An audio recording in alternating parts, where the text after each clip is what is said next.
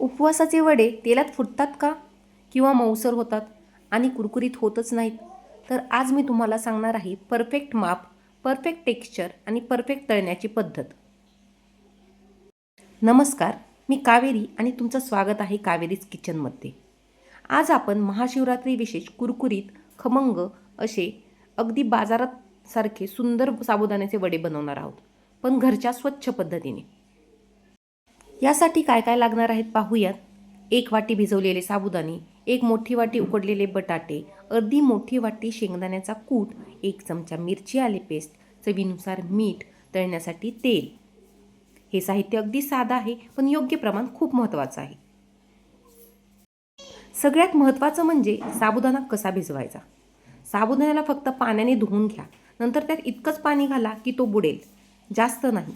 4-5 तास किंवा रात्रभर झाकून ठेवा. योग्य भिजलेला साबुदाणा हातात दाबला की सहज दाबला जातो आणि चिकट होत नाही. आता याचं मिश्रण कसं तयार करायचं ते पाहूयात. एकात मोठ्या भांड्यात भिजवलेला साबुदाणा घ्या. त्यात उकडलेले बटाटे छान मॅश करून घाला. आता शेंगदाण्याचा कूट घाला.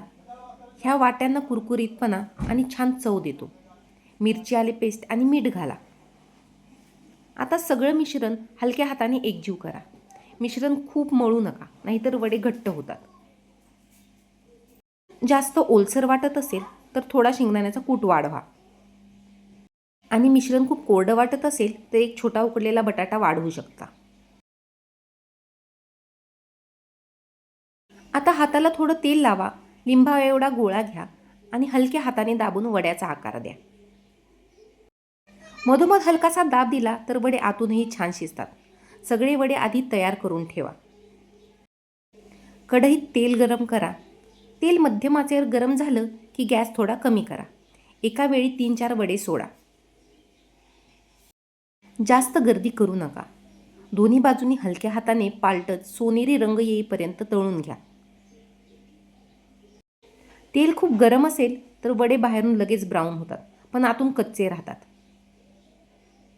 वडे तेलात सोडल्यावर लगेच हलवू नका. 1 मिनिट तसेच राहू द्यात, मगच पलटा. गरमागरम साबुदाणा वडे तयार आहेत. दही, शेंगदाण्याची चटणी किंवा हिरव्या चटणीसोबत सर्व करा. महाशिवरात्रीच्या दिवशी उपवासात हे वडे प्रसादासारखे लागतात. महाशिवरात्रीच्या सर्वांना हार्दिक शुभेच्छा. व्हिडिओ आवडला असेल तर लाईक, शेअर आणि सबस्क्राईब नक्की करा. अजून अशाच पारंपरिक रेसिपीज पाहत रहा कावेरीज किचनमध्ये.